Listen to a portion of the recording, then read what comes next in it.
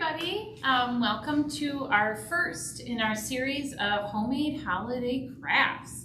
I'm excited that we're able to offer even more crafts for you. I know how much everybody really enjoys these crafts, and I think I've chosen some pretty great giftable crafts to do these next few weeks and over the course of the holiday months.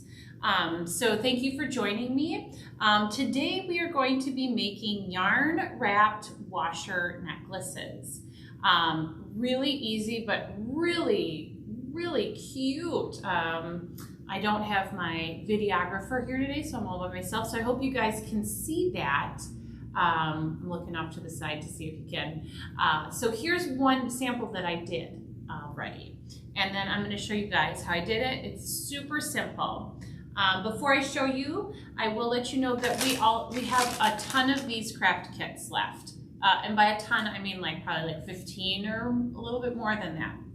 And in your craft kit, you're going to get your instructions in case you don't want to watch the video and you'd rather follow the very simple instructions. 2 washers, so enough to make 2 necklaces. Or 1, I will tell you the variation that you can use for that. And then I have some cording that you can use for your actual necklace part. But you could also use something that you have laying around the house, like if you have any chain, you could go buy some chain. You could use leather string. You could use hemp string or twine. On this particular one, I thought I'm gonna keep going with the yarn, so I used yarn for that. Kind of whatever you feel like. You don't have to use what I gave you. So that's what you have in your kit. And then when you come pick up your kit, you're gonna choose 2 kinds of yarn, so 1 for each washer. Eventually, I'll probably just end up putting the kits out and putting the leftover yarn that I've put together for it in the kits, so you won't get to choose. But if you come within the next week, you'll get to choose your types of yarn. So with that, I'm going to get started and show you this really simple but really cute craft. Okay, so I've gotten it started a little bit here. So there's 2 ways of starting it. You can just tie it on. So what I did is I just tied it in a knot and I tied it on.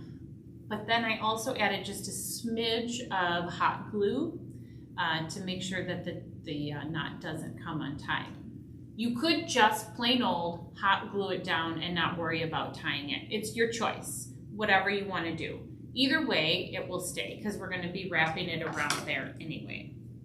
So now I'm going to cut off that edge, or the end, not edge, end. And then I'm going to start wrapping.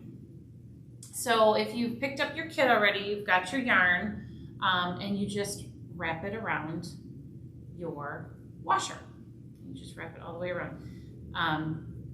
You probably have way more yarn than you need, but I wanted to make sure that everybody had enough yarn. I didn't want anybody to run out. So you could cut it down, but generally it's pretty easy to thread through. So you want to keep it, and this yarn's an experiment for me. I'm not sure how great it's going to work. I used regular yarn with this one, and it was super easy and it worked perfectly. But this one's got some texture to it, and it's a little thinner. But I thought that might look really cool as well. So, kind of experimenting here. And I'm not going to wrap the whole thing because that would be really boring for you to watch. You don't want to watch me sit and wrap forever. The one thing you might have some trouble with is your yarn getting knotted. I had that happen because it is so long. So basically you're just going to keep wrapping and wrapping and wrapping.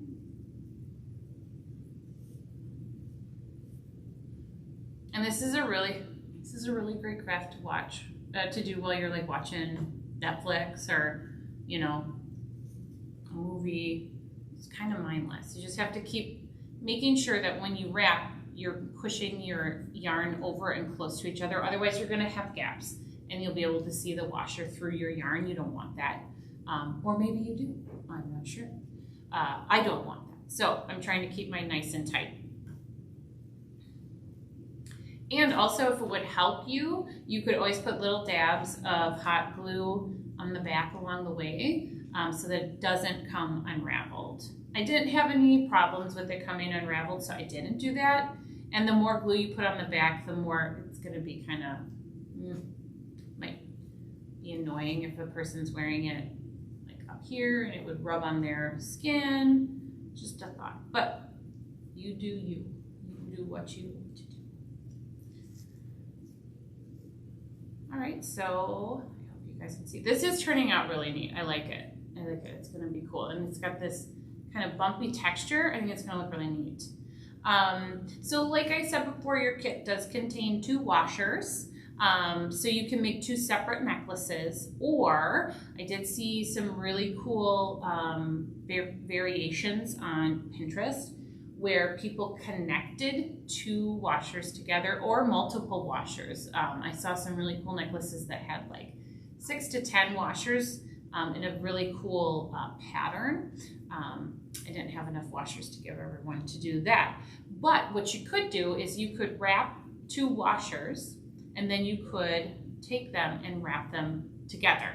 So you would finish wrapping and then you could wrap them together and create a nice tight loop here in between. And then it would hang, it would hang differently. So these 2 would be hanging, right here. So you could do that with the 2 washers as well instead of making 2 separate necklaces. Your choice. And if you have more washers around the house, I definitely would suggest going to the Franklin Public Library Pinterest page. We have a board on there called Crafters Unite. I've been trying to add to it quite a bit and organize it. So I did put some ideas for different kinds of washer necklaces on that board, and it would be under the section jewelry. So check that out if you're really interested in trying to do more creative stuff with washers and wrapping them and making jewelry. So as I said, I'm not gonna finish my whole washer here and bore you to death. So you keep wrapping and you keep wrapping, and then once you have your entire washer wrapped, what you're gonna do is, now again, you could tie it off. I found that to be a little too tough. So what I did with this one is I just put down a very, you can't even see it, a very, very, very small amount of hot glue. And I took my end and I tightened it nice and tight and I pressed it down. I held it for a couple seconds, then I cut it off. And that's it. That's all you have to do. So again, this is a really great craft, super simple. I would say even, like elementary, lower elementary, upper elementary kids, all the way up through adults could do this. It's a really fun craft to do and a great present. So I hope you guys have enjoyed our homemade holiday gifts today. And our next one is going to be later on in November. I believe, nope, it's not November. Sorry. I believe it is December 4th is our next holiday, homemade holiday crafts, our homemade holiday gifts. So that's the 5th of December or the 4th of December, whatever the Friday is. You can check it out on Facebook and get all the information that I can't remember right now for our next one. And don't forget, we still have our DIY virtual crafternoon, and that is Wednesday, November 18th at noon, and we will be making soy candles. Jennifer's going to be doing the video for that. She's going to be doing the instruction. She's our candle lady here at the library.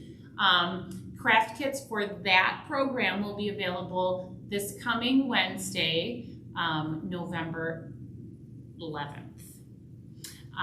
So be on the lookout for that. Come in and get your craft kit. That's going to be a really awesome program as well. So I hope you guys enjoyed it today. Happy crafting and have a wonderful weekend.